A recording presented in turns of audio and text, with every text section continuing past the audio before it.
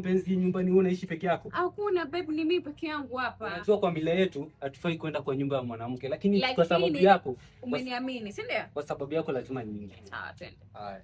So ile shipment ya bunduki mlisema ni main? Nani akina? Si mabunduki inafai kuishafika. Kijana, kuja. Hebu. Kuja hapa. Unaonekana tu crime scene.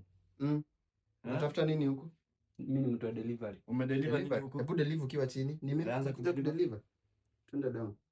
Mimi saizi nimekuja kumdeliver. Oh. Very nice. Tulimuoda. Kuna kitu kidogo.